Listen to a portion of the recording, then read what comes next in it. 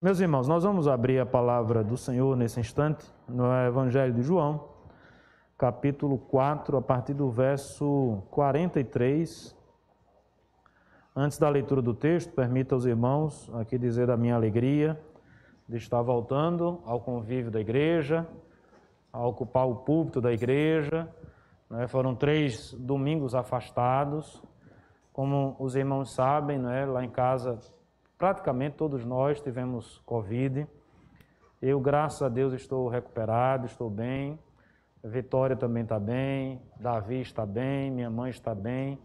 Ariane, no quadro geral, está bem, mas ainda está internada.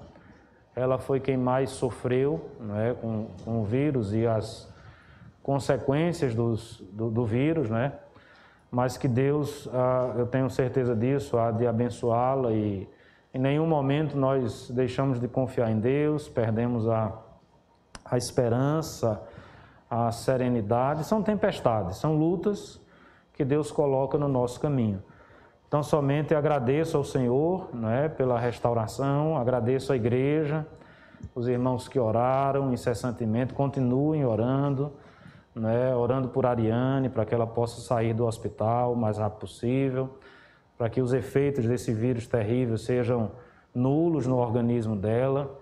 Essa é a nossa oração, esse é o nosso desejo. E agradeço à igreja, aos irmãos, o apoio, as mensagens. Às vezes a gente não dava conta de responder todas as mensagens, porque são mensagens da igreja, dos familiares, de outras igrejas. Então, tinha hora que eu me via, por algumas horas só respondendo mensagem. Daí a gente entende que o pessoal geralmente faz aquela mensagem padrão. Não é porque é uma relação fria, não. É porque, de fato, às vezes a gente não dá conta, Mas que a igreja continue orando, pela vida de Ariane. Agradeço aos irmãos que mandaram os mimos lá das comidas, deliciosas. Graças a Deus pela vida dos irmãos, porque, de fato, quando todo mundo adoece, quando todo mundo está doente, são doentes cuidando de doentes. Mas essa não é uma realidade diferente da nossa realidade, que sabemos somos todos pecadores. O que é o Evangelho, senão pecadores, pregando para pecadores, doentes, falando a doentes, a respeito do amor de Cristo. Peço que a igreja ore, meus irmãos, pela situação aí dos hospitais. Como Mariane se internou, eu tive a oportunidade de ver um pouquinho mais de perto. A cena não é bonita de se ver, tá certo? O quadro não é um quadro bonito de ser pintado. Muita gente precisando de oxigênio, muita gente sem respirar, muita gente sofrendo. Eu falo de muita gente, não só idosos, pessoas fortes, tá certo?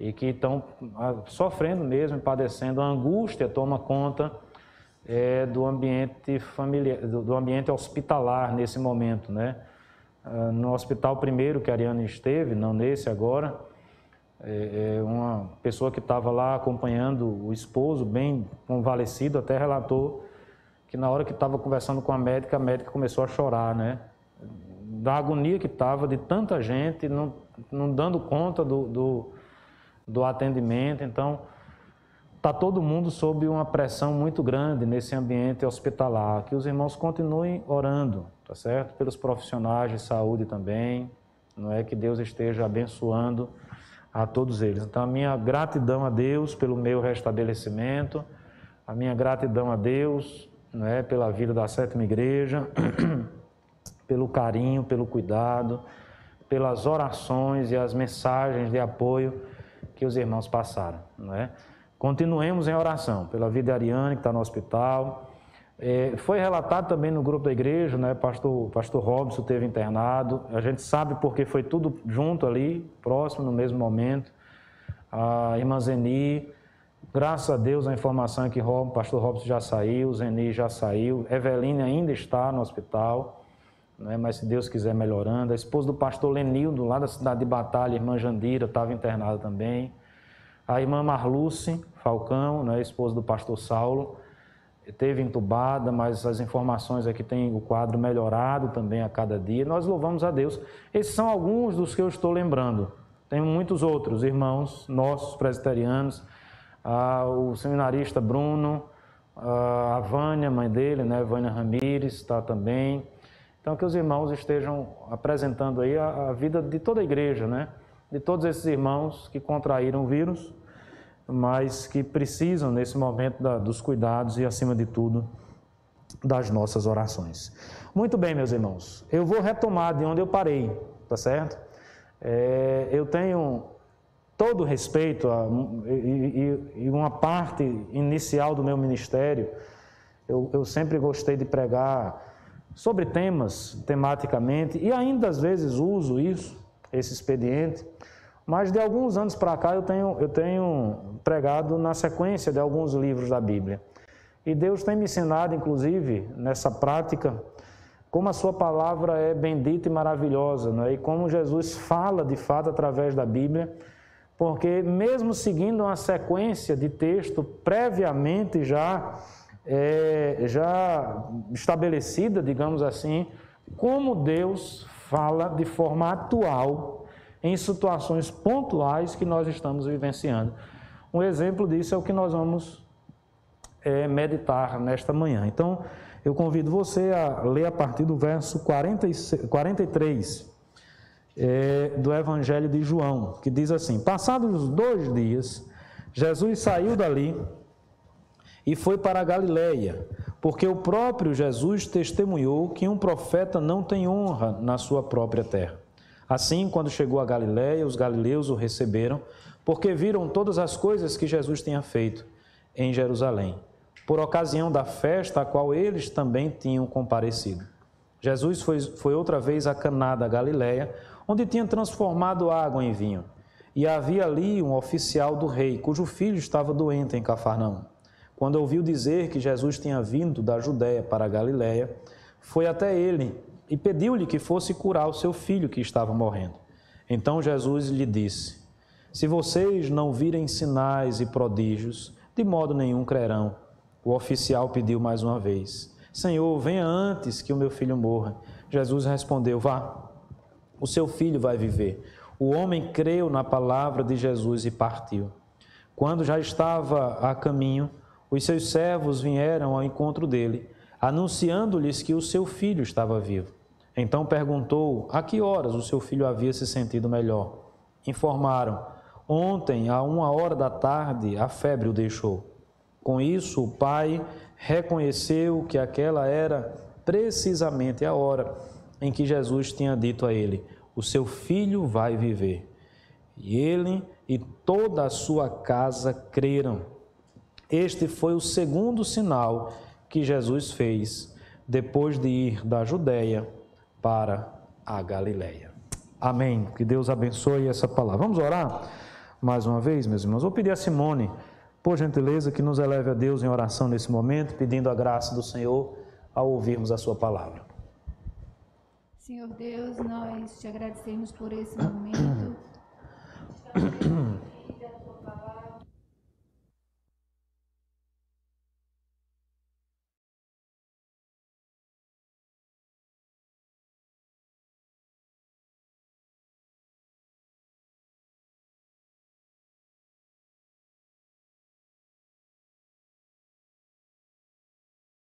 A tua graça e a tua iluminação. Continua conosco, em nome de Jesus. Amém, amém.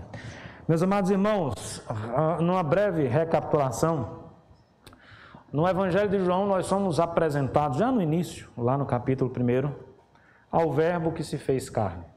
Veja que esse é um Evangelho que apresenta Cristo como sendo o Deus que se fez carne. E aí nós somos apresentados então a esse Deus que tabernaculou entre nós. Nós somos apresentados à figura de João Batista, que é aquele que prepara o caminho para que o ministério do Senhor Jesus aqui na terra tivesse, portanto, início. E assim o foi. Fomos apresentados ao testemunho, à pregação de João Batista. E logo em seguida, o Evangelho então relata o início do ministério do Senhor Jesus. Esse texto que nós lemos, inclusive, faz menção ao primeiro milagre realizado pelo nosso Mestre. O primeiro milagre realizado por Jesus quando, em Caná da Galileia, numa festa, bodas, festa de casamento ali, ele transformou a água em vinho.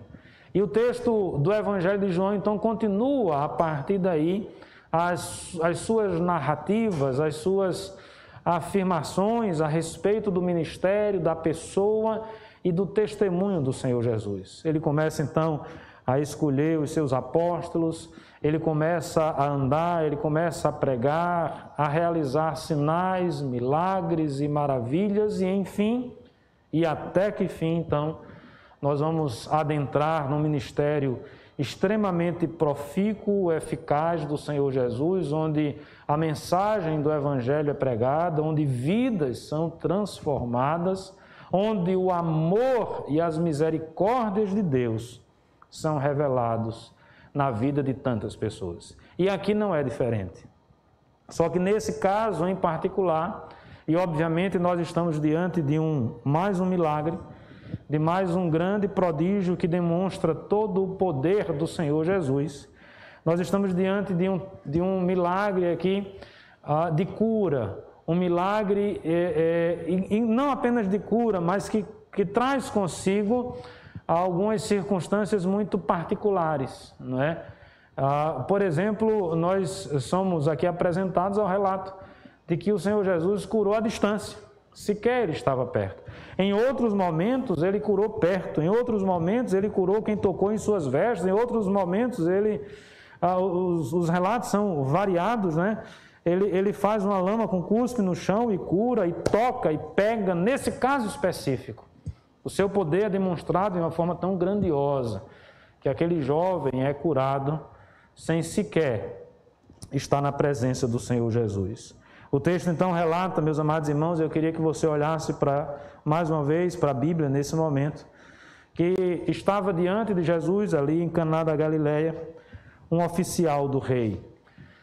Há algumas traduções dessa palavra, inclusive alguns comentaristas remetem-nos à ideia de que esse homem era, numa linguagem um pouquinho mais atual nossa, tá certo? Como se tivesse um título nobre, um pequeno rei. Não era um rei propriamente dito, mas era um nobre, um duque, sei lá, pensemos aí nas honrarias, né?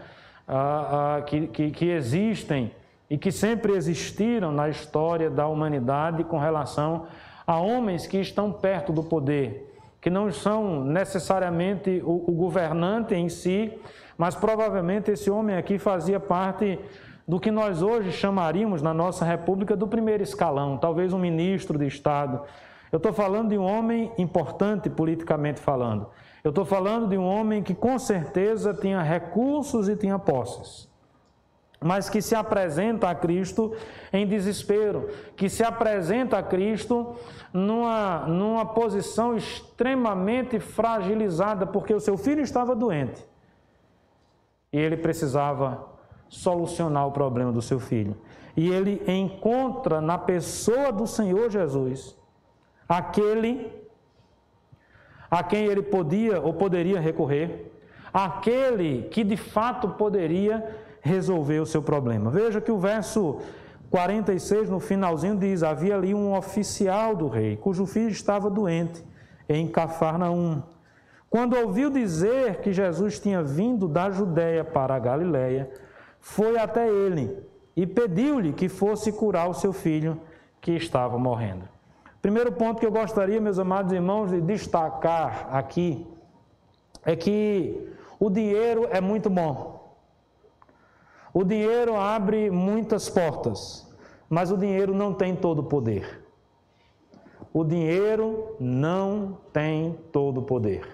Enfatizo mais uma vez: quem é o homem que procura o Senhor Jesus? É um alto oficial do rei, é um nobre, é alguém que tinha posses, é alguém que tinha condições, mas que nesse momento, na circunstância exata que ele estava experimentando na sua vida, ele encontrava-se totalmente fragilizado.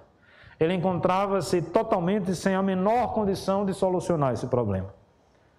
Como eu falei, o texto bíblico sempre atual e apontando as nossas realidades, pensemos um pouco a respeito do que nós vivenciamos nos nossos dias. Nós estamos experimentando uma pandemia terrível que assola toda a terra.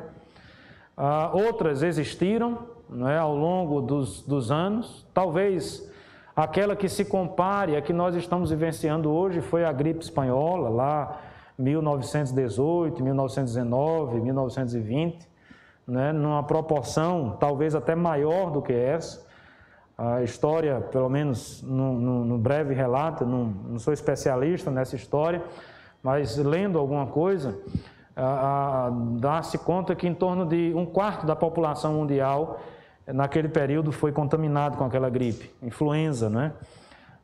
E que 1/4 aqui, naquela época, significava em torno de 500 milhões de pessoas, né? Naquele período, o mundo tinha aí em torno de 2 bilhões de habitantes. Hoje a gente está com quase 8 bilhões de habitantes, quase 4 vezes mais do que isso. Naquela época foram em torno de 500 milhões de pessoas contaminadas. Se eu não estiver enganado, hoje nós estamos aí com entre 150 a 200 milhões de pessoas infectadas com Covid. Então, proporcionalmente, nós estamos ainda, né, bastante aquém e abaixo da gripe espanhola. Há relatos em que morreram ali, né? Tem vários relatos que vai de 17 milhões a 50 milhões. Há quem até pregue que em torno de 100 milhões de pessoas morreram. É difícil você saber os dados de forma precisa. Hoje, a coisa acontecendo ao vivo, nós também não temos os dados precisos, né? Muito se contesta a respeito dos dados que nós temos hoje. Mas uma coisa é certa, meus amados irmãos, essas pandemias, essas situações adversas do ponto de vista da saúde, que acredito eu, são a expressão da ira e do juízo de Deus recaindo sobre a humanidade, não sobre uma pessoa específica, mas sobre a humanidade como um todo. Logo, se somos seres humanos, todos nós estaremos também embaixo dessa expressão visível da ira de Deus. Eu não tenho a menor sombra de dúvida que em momentos como esse, nós também chegaremos à conclusão de que o dinheiro pode ser até bom, mas ele não pode todas as coisas.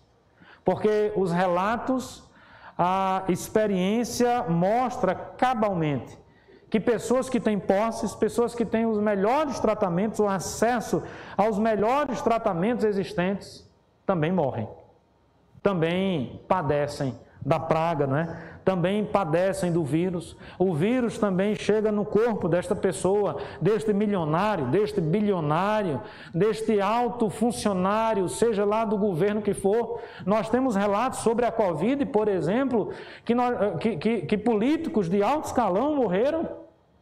Deputados, senadores, em outros países, homens de negócio, donos de banco, pessoas que não são simplesmente milionários, que podem pagar o melhor plano de saúde, mas pessoas que são bilionárias, que seriam capazes de comprar o hospital todo, e não apenas o tratamento específico daquilo. Mas existem situações, meus irmãos, na nossa vida, em que nós haveremos de chegar à conclusão de que o dinheiro não tem todo o poder. Esse homem percebe isso. E esse homem, eu não sei se é ainda levado com as melhores das intenções, talvez sim. Eu não sei se ainda compreendendo a coisa de uma forma plena. Aí nesse ponto eu acredito que não. Até porque o Senhor Jesus aparentemente traz uma repreensão para aquele homem, para toda a humanidade, no sentido de que eles queriam, né? E nós temos esse desejo, enquanto seres humanos, sempre de ver os milagres grandiosos. É impressionante como as pessoas, infelizmente, ficam extremamente impressionadas, né? Com aqueles milagres, né? Com aqueles prodígios e sinais que são grandiosos demais e não conseguem perceber os milagres de Deus realizados no cotidiano, na vida, nas coisas simples da vida. Ele então pede que o Senhor Jesus fosse ao encontro do seu filho, fosse até Cafarnaum. Veja, ele sabe que o Senhor Jesus tem o poder para resolver o problema do seu filho, mas ele, na cabeça dele, ele ainda imaginava que para que Jesus resolvesse o problema do seu filho, Jesus precisava sair, não é? Ir para Cafarnaum. É como se ele tivesse, de alguma forma, limitando o poder do Senhor Jesus.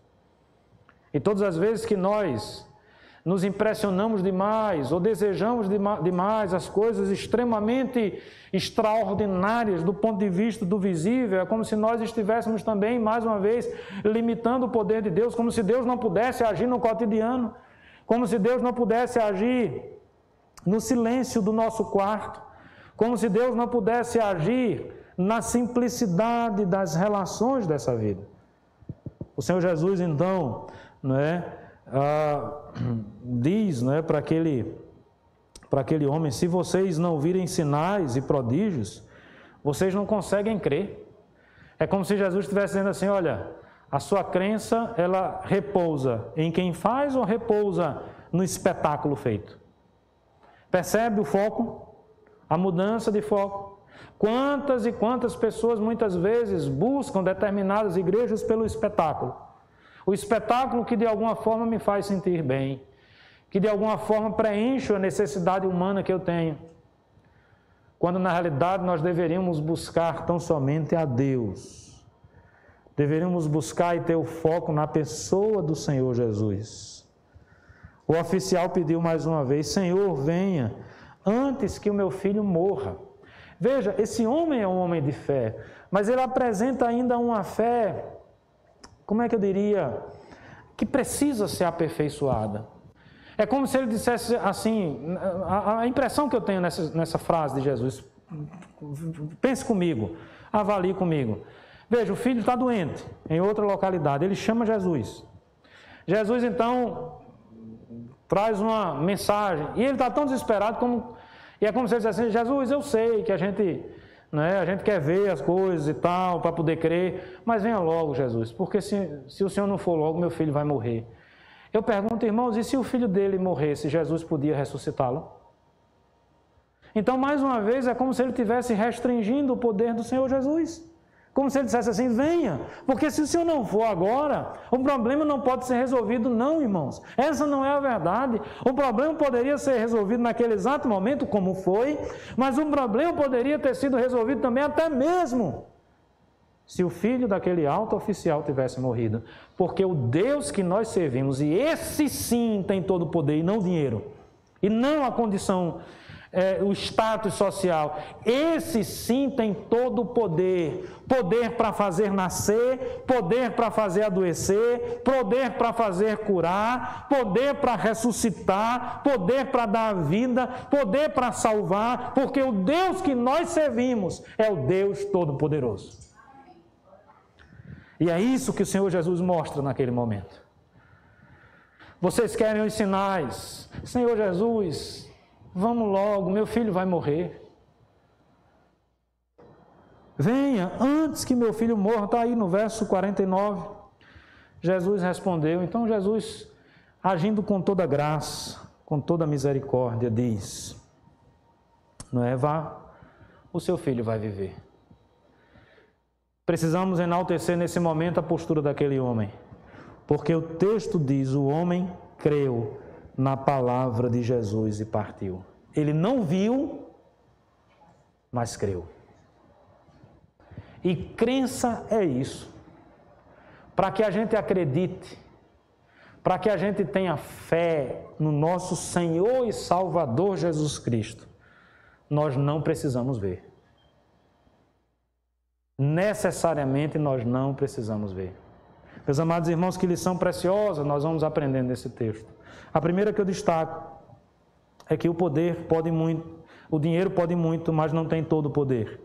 Todo o poder está na mão ou nas mãos do nosso Deus. Não nos esqueçamos de uma segunda lição, que é extremamente importante: as aflições atingem a todos. A todos. A ricos, aos pobres, aos velhos, aos jovens, aos mais fracos, aos mais fortes. Quem é que estava doente aqui? Um homem velho, já vivido, nos últimos dias de sua vida. Irmãos, eu estou tossindo, mas não se preocupe não, é a garganta que está falhando, viu? Não é tosse de gripe, mas não. Eu estou dizendo isso porque eu estava com Covid e tossindo. Hoje em dia, espirrar e tossir é quase como um crime, né? Então, quem faz se sente mal. Eu não queria fazer, mas a garganta está ardendo, então eu preciso fazer essa observação aqui para os irmãos. Então veja, o texto nos ensina essa outra lição. As aflições atingem a todos. Porque, meus irmãos, nós precisamos entender que enquanto seres humanos, nós somos fracos. Esses são alguns dos dilemas que nós temos, por exemplo, com o Covid que nós estamos convivendo. O Covid é um flagelo, o Covid é uma praga. O Covid entra na nossa casa e no nosso corpo e traz aflição, e traz angústia, e traz preocupação. Na realidade, até antes de entrar, basta tão somente que você deixe entrar na sua casa as notícias. E dependendo do canal de televisão que você gosta de assistir, você vai morrer antes de ser contaminado. Porque, infelizmente, a tragédia tem ibope, né? E muitos canais televisivos exploram isso ao extremo para conseguir ibope mesmo, para conseguir audiência, não é? A desgraça, infelizmente, vende, e vende muito, não é? Mas eu não tenho dúvida que flagelos como esse que a nossa geração está experimentando e a nossa geração está passando, como passou a geração da gripe espanhola, como passou em 1977 a geração da gripe russa, não é? Como foi a gripe aviária há uns anos atrás, a própria volta do H1N1, da influenza, não é? ou outros flagelos que se abateram sobre a face da terra em épocas e lugares específicos, mostra toda a nossa fraqueza, mostra que nós, seres humanos, somos extremamente limitados. Não era para ser assim. Eu tenho absoluta certeza que o nosso Deus nos criou para a eternidade. Mas o homem decidiu, quando podia decidir, se afastar de Deus, pecar, e ele trouxe, portanto, a morte para a sua existência. E ele trouxe, portanto, a destruição, e toda a natureza, toda a criação de Deus agora sente os flagelos do pecado e da fraqueza humana, do distanciamento do homem para com Deus. Todos nós sentimos. E, meus amados irmãos, essas coisas atingem a todos nós. Obviamente que aqueles que talvez tenham mais comorbidades ou aqueles com a saúde mais fragilizada vão sofrer mais. Mas, por exemplo, pensemos no Covid, os relatos mostram que nessa segunda onda agora, muitos jovens, né, contaminados, muitos jovens sofrendo. Então não se engane, as angústias dessa vida, os flagelos dessa vida, as aflições dessa vida nos atingem a todos, jovens, velhos, ricos, pobres. Nós temos aí países de primeiro mundo, países onde a saúde, Inglaterra, Londres, a saúde é tida como talvez uma das melhores do mundo e as pessoas estão morrendo. Comprova o primeiro ponto, que o dinheiro pode muito, mas não pode tudo. Comprova o segundo ponto, que todos nós vamos sofrer por isso, ou com essas consequências. Não tenha dúvida disso. Quem é que está aqui pedindo? Quem está pedindo é um homem rico, um alto oficial, um oficial do rei, o primeiro escalão, mas ele está pedindo ajuda para quem? Para o seu filho, que é um jovem.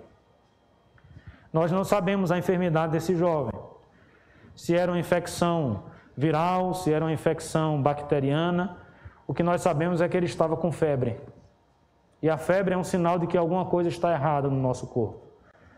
E obviamente que nós estamos falando aqui de uma época que, por exemplo, nós não tínhamos passado ainda pela revolução dos antibióticos. Como é que se combatia uma infecção bacteriana nos dias do Senhor Jesus? Quantas e quantas pessoas morreram ao longo da história porque não tinham acesso aos medicamentos que nós temos hoje? Mas veja que coisa interessante, mesmo tendo a medicina de ponta que nós temos hoje, com exames que são capazes de detectar com quase 100% de certeza se você vai ter uma enfermidade daqui a alguns anos.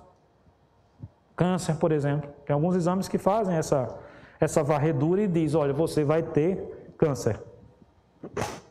Geneticamente, nós conseguimos detectar hoje. Eu não estou falando de uma medicina de ponta. Eu estou falando de uma ciência altamente avançada. Mas da mesma forma que a ciência avança, meus amados irmãos, a doença avança também. E ainda hoje nós temos doenças que não são curadas. A lepra no tempo do Senhor Jesus hoje já é curada, a hanseníase. Mas no tempo de Jesus não era. E naquele momento ela atingia a todo tipo de pessoas. A ricos, a pobres, a jovens, a velhos. E mostrava-se naturalmente um flagelo onde, do ponto de vista humano e material, não se tinha solução para isso. E é nesse momento. E isso é fundamental. Eu queria chamar a atenção da igreja para isso. É nesse momento que entra o poder de Deus na nossa vida. Nós precisamos recorrer a todo o auxílio que nós tivermos acesso nesse mundo, mas nunca devemos nos esquecer que quem de fato cuida de nós e está acima de tudo isso é Deus. Vá ao médico, tome as medicações, faça os exames, siga juntamente com o médico na sua conversa aquilo que você acha mais apropriado para a sua saúde, mas não esqueça que o Senhor da nossa vida é Deus. Não esqueça de que nós estamos nas mãos de Deus. Até porque, irmãos, uma terceira reflexão que eu faço, muitas vezes essas aflições e essas angústias, elas se mostram como um caminho que nos leva e nos aproxima mais a Cristo. Sabia disso? Obviamente que eu vou falar aqui de uma situação hipotética, não tenho resposta para isso. Mas só para a gente refletir, será que esse homem teria buscado a Jesus se o filho dele não tivesse doente? A resposta poderia ter sido sim. Mas eu arrisco dizer que a probabilidade está mais com não do que com sim. E eu vou me valer da própria Bíblia, quando diz que é mais fácil um camelo passar por um fundo de uma agulha do que um rico entrar no reino dos céus. Então, na minha perspectiva, a perspectiva da probabilidade, né, da matemática bíblica, que não é tão exata como nós pensamos que muitas vezes seja, mas quanto mais riqueza eu tenho, quanto mais poder eu tenho, talvez isso me distancie mais de Deus. É como se eu me sentisse autossuficiente. Até porque, irmãos, a gente sabe que o grande problema do ser humano, desde a origem do nosso pecado, qual é? Qual é o grande problema do ser humano? Querer ser o que não é. Buscar um poder e ter um poder que ele não tem. Por que Adão e Eva caíram? Qual foi o argumento final da queda dos nossos primeiros pais? Vocês vão ser iguais a Deus. Eu vou ser, não é? Eu vou ter o poder, eu vou desejar. Veja, isso acompanha, está no nosso DNA, a história da humanidade até os dias de hoje. Tanto é que existem ditados como muitas vezes usado por todos nós, né? Ditados e ensinamentos que a história e a experiência humana nos relata. Quer conhecer uma pessoa? O que é que diz o ditado? Dê poder a ela. Porque quando você dá o poder, aflora justamente essa ideia de que agora eu sou autossuficiente, eu posso. É como se nós disséssemos assim, eu tenho dinheiro, eu acesso aos melhores hospitais que o Brasil pode ter, a melhor saúde que eu possa ter. Por que eu vou me preocupar com o vírus? Percebe? Eu tenho poder, eu tenho estabilidade, eu tenho autossuficiência. O homem muitas vezes se engana com tudo isso. Isso é um engano terrível, meus amados irmãos. Não entre nesse caminho, não siga essa vereda, não vá por aí, porque você vai estar fazendo o caminho contrário daquele que Deus colocou como o caminho que deve ser seguido por todos nós. Na realidade, esse não é o caminho sábio, o caminho da sabedoria é o caminho que teme a Deus e tem o temor de Deus como princípio no coração, e não o caminho da autossuficiência, que não teme nada. Aí vem o flagelo. Aí vem a doença. Aí vem a febre que você não consegue identificar qual é a explicação. E você vai e faz todos os estudos de DNA. E aí você vai lá e as máquinas mais modernas do mundo colocam você como que pelo avesso. Vai lá nas células, faz todo tipo de exame e continua sem identificar o que é. E aí vai batendo o desespero. E nessa hora, do que vale o dinheiro? E nessa hora, do que vale a posição social? Veja, meus amados irmãos, que a aflição, a angústia nos coloca no nosso devido lugar. E todas as vezes que nós somos colocados no nosso devido lugar, nós somos levados a contemplar, a olhar e a perceber a glória, o poder e a majestade de Deus, que também está no seu devido lugar, num alto e sublime trono. E é o Senhor das nossas vidas. Ao invés de você olhar para as aflições da vida, praguejando, ao invés de você olhar para as dificuldades da vida, tentando culpar a Deus ou se revoltando contra Deus, use isso para se aproximar mais de Deus. É como se você estivesse recebendo um limão azedo e amargo. Faça uma limonada. Bote um pouquinho de açúcar. Se você for diabético, um pouquinho de adoçante. E desfrute de uma limonada bem geladinha. Mas nós precisamos aprender de uma vez por todas. Eu sei que, meus irmãos, eu não estou falando de uma coisa que é simples. Eu sei das complexidades. E eu até diria, hoje até sei mais do que ontem. Porque eu tenho experimentado também provações e dificuldades na minha vida pessoal.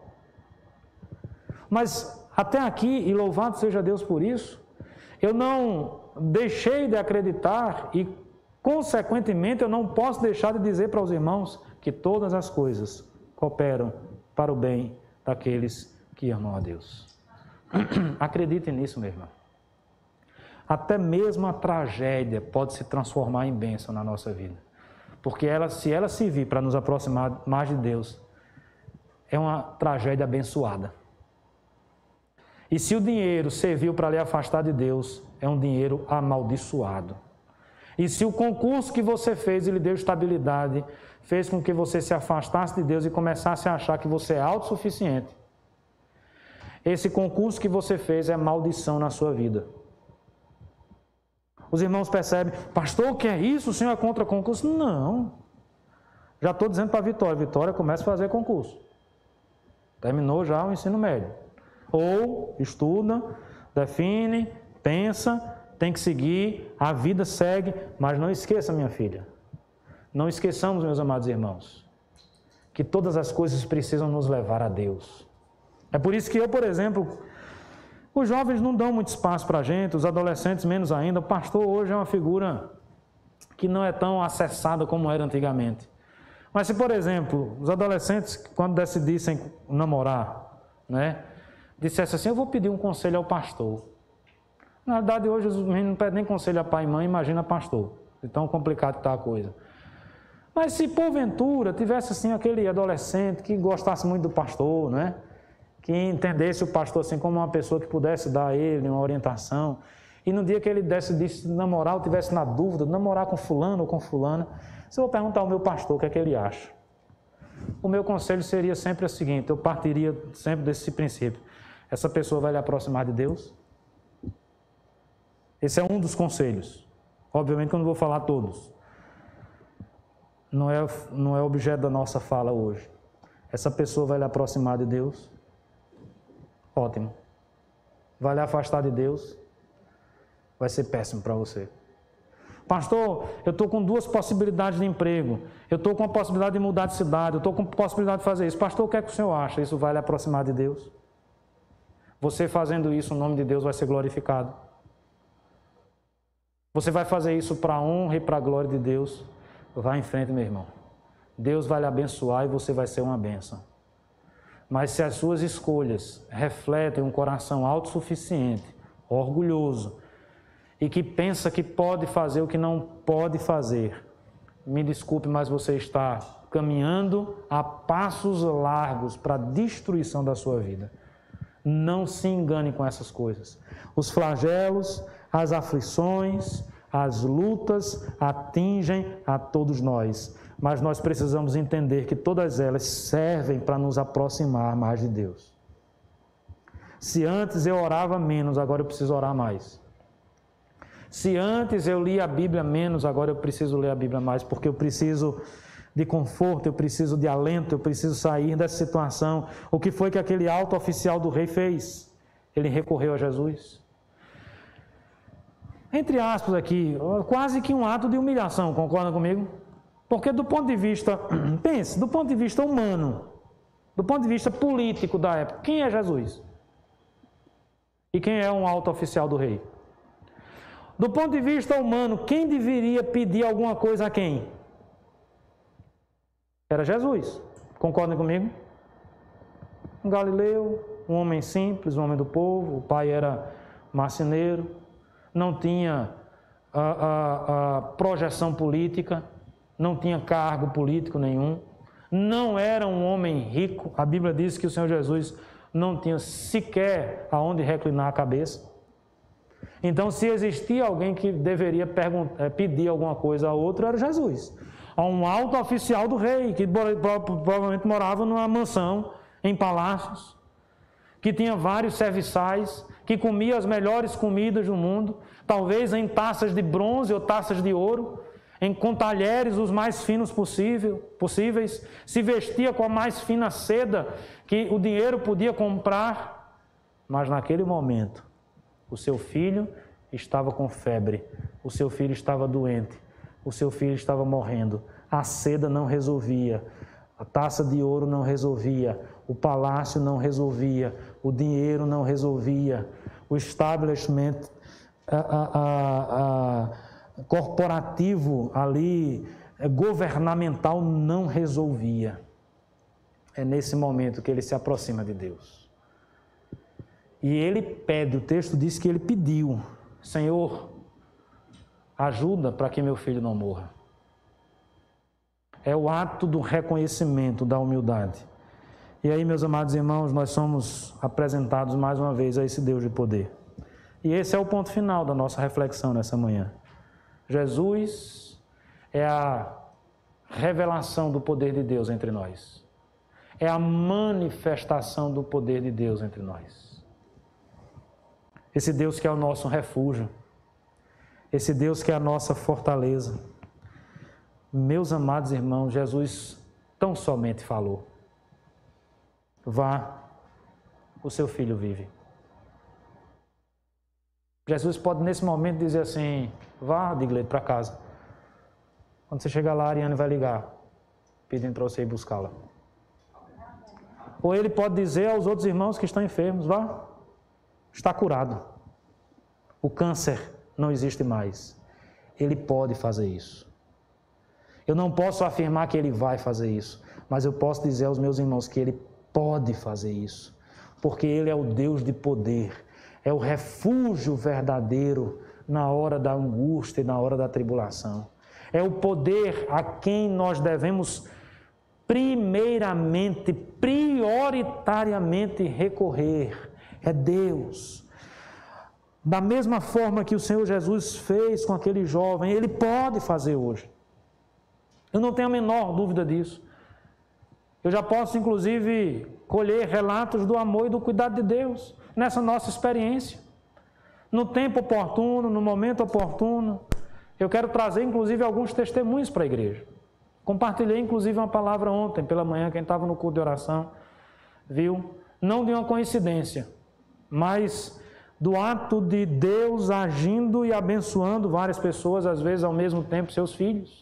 Eu não tenho dúvida nenhuma a respeito do cuidado de Deus. E se Deus decidisse me levar, ou se decidir levar um dos meus, louvado seja o nome do Senhor também por isso. Com toda a serenidade, com toda a tranquilidade do mundo, nós precisamos também perceber e entender isso, sabendo que é incomparavelmente melhor estar com Deus do que estar aqui.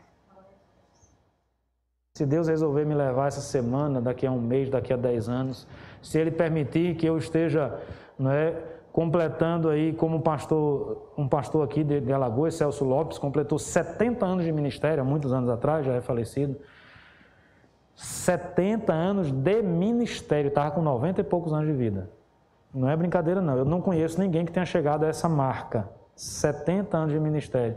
Se Deus me permitir que eu chegue nessa marca, lá na frente, mais 50 aí, mais de 50 anos para frente, de repente, bem velhinho, eu vou estar lembrando, né? Olha, eu lembro que no ano de 2020, 2021, eu vivi na pandemia, né? Eu vivi o Covid-19 e tal. Sei lá, Deus é que conhece nossa vida. Mas se eu estou aqui hoje, se eu não estiver aqui amanhã, não sei quanto tempo eu tenho de vida, isso para mim, meus amados irmãos, não importa no sentido de trazer angústia ao meu coração, isso importa no sentido de eu perceber que eu preciso cumprir com mais rapidez, com mais pressa a vontade e o desejo de Deus para a minha vida, mas acima de tudo eu preciso ter o meu coração sereno e tranquilo, sabendo que Deus é o Senhor da minha vida. Ele está cuidando de todas as coisas, da forma como Ele deseja. E Deus faz como Ele deseja fazer. Não é isso que Jó nos ensina? Deus deu, Deus tomou. E o que mais Ele diz? Bendito seja o nome do Senhor, o Deus de poder. Veja que milagre aqui realizado. O homem creu na palavra, vai embora para casa. Ele acreditou, ele creu que o seu filho não morreria mais. Enquanto ele voltava para casa, os seus servos já estavam ao encontro dele. Obviamente, cada um que queria dar a melhor notícia para o servo do rei. O filho está bom, cessou a febre, não tem mais febre, está ótimo. Ele apenas para confirmar aquilo que ele já havia acreditado, pergunta: que horas foi isso? Que horas ele melhorou? Por volta de 1h da tarde.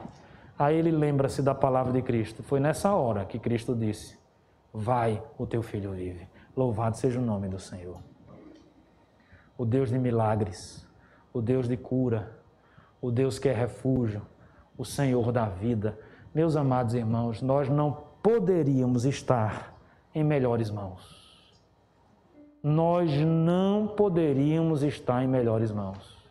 Não é o dinheiro, não é a posição social, não é a casa que nós moramos. Não vá atrás disso como sendo a grande razão da sua vida. Se você puder conquistar, louvado seja o nome de Deus por isso. É Deus. Tudo vem dEle. Devemos viver para Ele. Tudo vai para Ele. A glória é de Deus. Louvado seja o nome do Senhor. Amém.